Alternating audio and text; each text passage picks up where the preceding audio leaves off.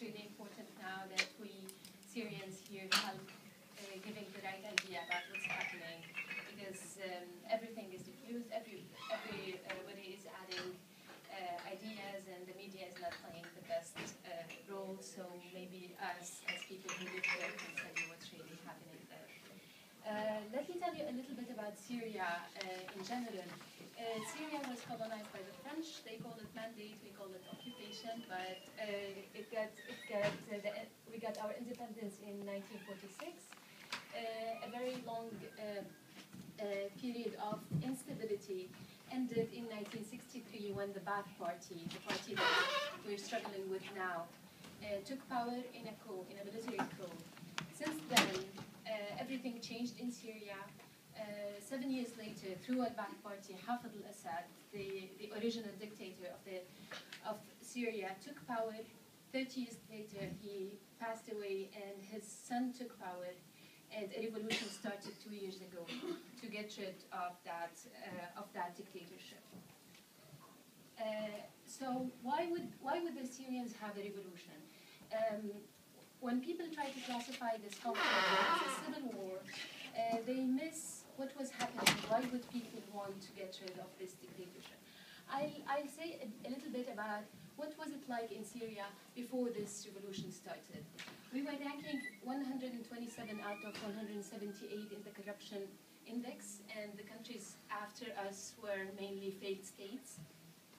We were awarded 4.7% in the Voice and Accountability Standards. That's as per the World Governance Report. Civil liberties were declined from 6 to 7 out of 7, as in none, no civil liberties. 39% of Syrians are unemployed, 31% are illiterate. This was the case before this revolution started. The vulnerable groups in Syria were extra vulnerable because this regime constitutionalized their vulnerability.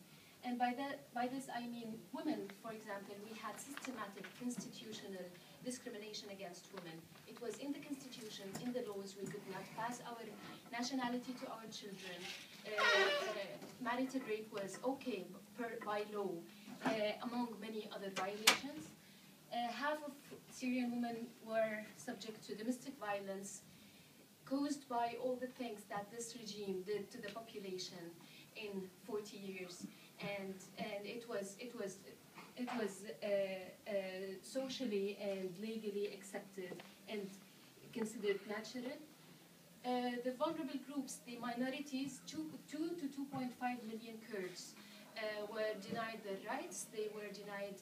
They were not allowed to use their language. They were not allowed to practice their cultural practices. 300,000 of which had no nationality. They were stateless inside Syria, and they were not allowed to benefit from the state services. In 1963, when Ba'ath Party took power, they ended the political instability, but they ended it in the worst way possible. They imposed emergency law, and by emergency law, it's I mean, no more that people cannot associate, they cannot speak, they cannot communicate. They're not, forced disappearance was a regular practice in Syria. People were prolonged detention, no access to justice. The Ba'ath, not only that, it imposed their superiority as a party. The constitution included the Ba'ath as the one and only political power in Syria. It was in our constitution. All other parties were either dissolved, or they were gathered in what the constitution referred to as the National Front, where they are puppets. They do nothing. They have no power, no access to their access to the parliament is not actual. They were not influential. What's more important, in 1963, they started a law that is called the Revolutionary Protection Law. And the aim of this law is to set up field military courts. Those courts were allowed to try military personnel, civilians, everybody. And there are so many cases. We think there were 30,000 people who were detained for tens of years with no access to justice. They were were not tried, and most of they were detained in the worst possible situation. In 1982, with this suppression, the regime started, some extremist Islamists started a movement. According to all the reports, they were around 300 people. That's it. The regime of Hafez al-Assad, only knowing one way of reacting to any popular movement, they went to the city where this started and they leveled it to the ground. They killed everybody. They say the general who was in charge of this, who was the brother of the dictator, said that they killed 25,000 people. He lives here now, by the way, in London. The people of Hamas say that he killed 60 to 70,000 people. Amnesty report of 1983 says it hangs between those two numbers. It could be 25,000 people. They killed civilians, children, women, everybody. They used to take people, to get people out of their houses, shoot them in the streets.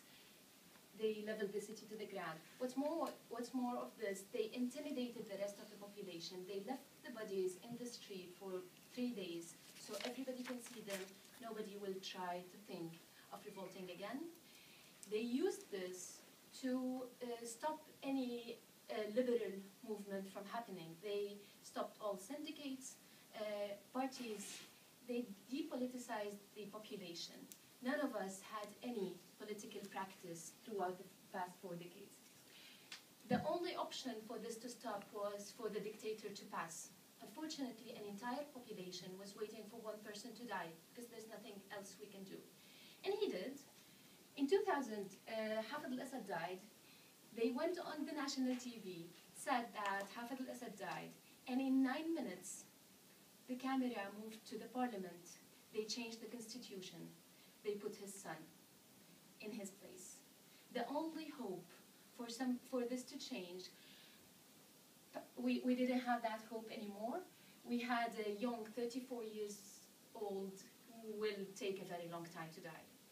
And at this, so we waited. Everybody had some hopes that things might possibly change, although it is a long shot since he was unconstitutionally put. They changed the constitution for him. 10 years later, Human Rights Watch, of course nothing changed, things worsened. Human Rights Watch issued a report saying that decade was a wasted decade. In terms of human rights, in terms of development, economy, they robbed our economy. They ganged up, got people to completely destroy the economy and get rich on our account. Human rights was deteriorating.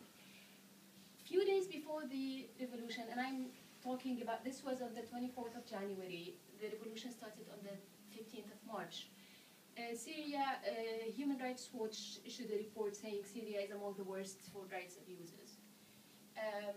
No wonder a revolution will start. Of course, it is motivated by what was happening in the other Arab Spring countries, by Tunisia, Egypt, Yemen, Libya. And so a revolution started. And it started in a very important, to me it's very important how it started because it will dictate what happens later. Children in a school in Daraa, in the south of Syria, they heard the motto of other uprisings saying the people want to topple the regime. And they just said it. They were between 10 and 14. They said that. They wrote graffiti on the walls of their school. And the regime, knowing only one way of dealing with anything that is out of their agenda, they took those 10 to 14 years children. They detained them, tortured them, took off their nails, and nobody knows what's happening with them. The people went to the mayor of, not the mayor, the one responsible for the Ba'ath party, of course, that is running everything in that city. They told him, we want our children, they're just children. They said what they heard on TV. And he offended them, abused them, and told them, go forget about your children and go back home. If you want more children, send us your wives and we will get them more children, more country-loving children. They offended them, abused them, and the children are still detained. People went to the streets saying, we want to reform the regime. We want freedom of this systematic abuse. Unlike what the media, apparently the international community and the regime in Syria, they share one thing in common. It's easier and better for their conscience to say that this